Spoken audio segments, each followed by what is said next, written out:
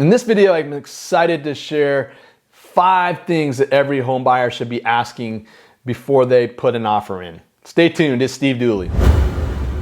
Hey, it's Steve here. Thanks for watching, and be sure to like and subscribe to the channel if you haven't done so already.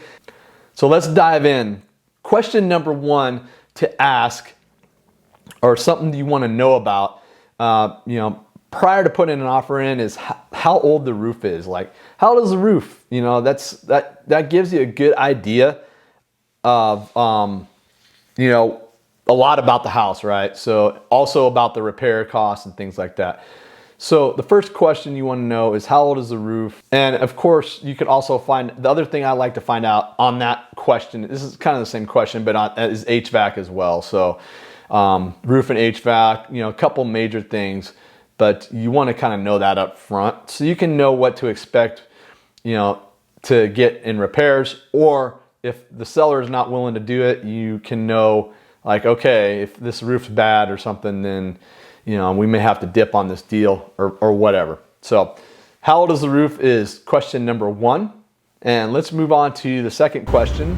How old are the appliances? Are they even included? And what's the age of them? Is that another cost I'm going to incur right after I move in? And do I need to know, do I need to, look at potentially replacing those right away and budget for them accordingly? So definitely something to consider, and definitely a question you want to know before you place your offer. The other part of that is the caveat that I give people is in the event that they do find the appliances to be, older or looking like, they're on their last legs kind of thing, is we can always ask for the sellers to to pay for a home warranty to cover those things. And that goes for the roof and stuff as well. So home warranties are good. You can have the buyer pay for them or the seller. It's negotiable depending on your market, but definitely if you see that some of that stuff is older or broken down or whatever, those are definitely things you would maybe want to ask the seller to cover on a home warranty. Question number 3, what all is included in the sale? So what do I mean by that? What all is included? Obviously, let's just go back to the contract, right? So basically in Arizona, anything that's affixed to the building, like attached, is included in the sale. Now, obviously fridge, washer, dryer are not, they are negotiable, but things like a mounted microwave, for example, ceiling fans, they're attached, they're included. So there's actually in the contract, there's a whole list, and I'm gonna really defer you to the contract to get the detailed, or you can obviously reach out to me. I'm happy to dive into that because there's a whole myriad of things. But what I will tell you that it's not included in the sale is personal property. So you guys there are ways to ask for the personal property, or like when I say personal property, I'm thinking things like couches, for example, or a lot of times there'll be a hot tub sitting out on the back porch or something like that. And say you want that, or say they're offering it, they might put it in the notes. If they're offering that stuff, that's a separate bill of sale that is not part of the actual real estate transaction. Okay. So there are ways to wrap that up all together, but it's a separate document and a separate bill of sale. It's just a separate deal. Anyway, so that's kind of what's included, what's not, but you definitely want to know that up front because a lot of times buyers are just not informed by their agents about things like that and how the contract works and how it's written. And they think that, there's a wall-mounted TV, right? This is a great example because there's actually been litigation about it, but there's a wall-mounted TV, flat screen, it's on the wall. Like, oh yeah, that's coming with the house. And they think that, and it's there, all the way till the final walkthrough, it's still there, but they haven't moved out yet. So when they move, they take the TV and then they come in they get the keys and they're, or at the final walkthrough even, it's gone.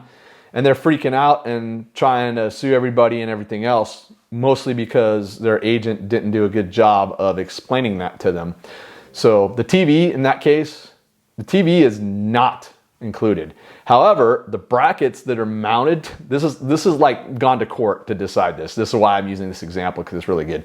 The mount itself that's bolted to the wall, with the brackets, that would be included if it was there at the time of the sale, when the offer was made. So just a heads up. And then for sellers, that's important too, because if you're planning on taking all that stuff, get it off the wall before you put it on the market. Question number 4. Question number 4 is, how much are the utilities? So again, these are just great questions. I mean, this one's not going to be probably a deal breaker for you most of the time, but you want to know, like, ballpark, what the utility costs are going to be. So again, it all ties into your budgeting and your monthly payments, right? And that all, when you reverse engineer everything back, you want to factor that into, like, how much is my mortgage that I can afford. So knowing the utility costs, or at least a ballpark range of the utilities, are important. I will say one caveat on that is solar.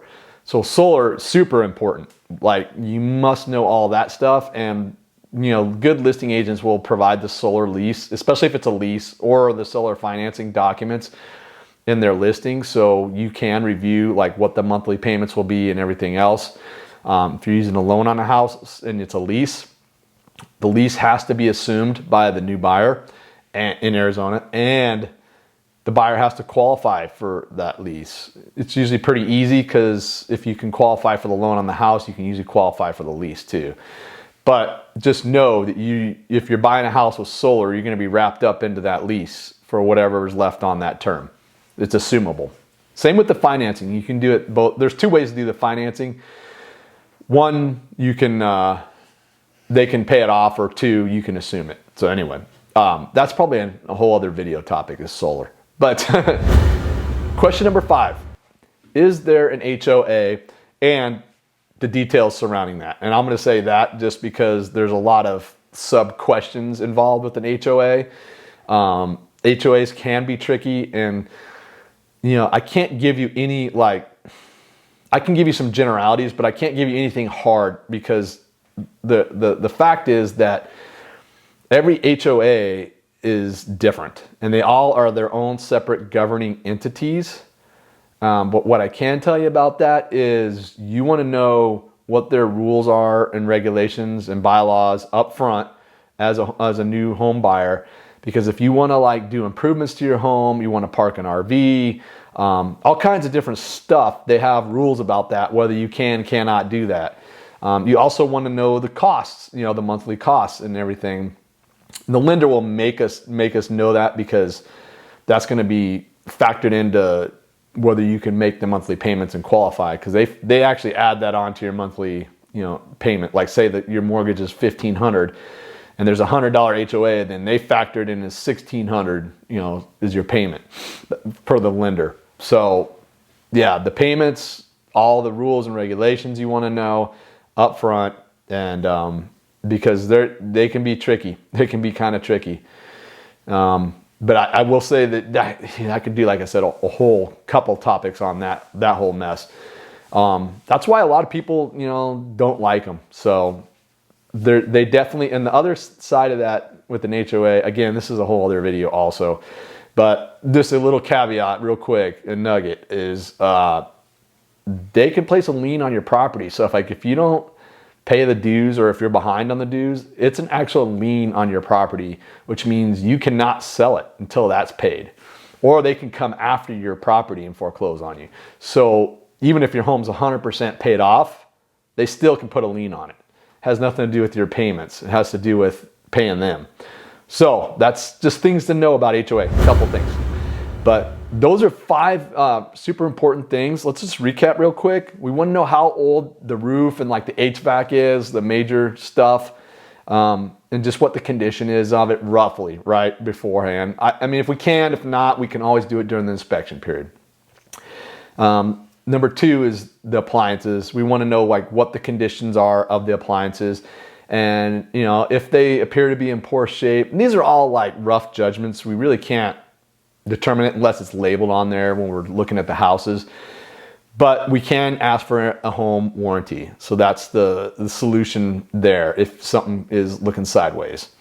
What all is included in the sale, you know, make sure we know what the personal property is versus the property that's coming or conveying with the home.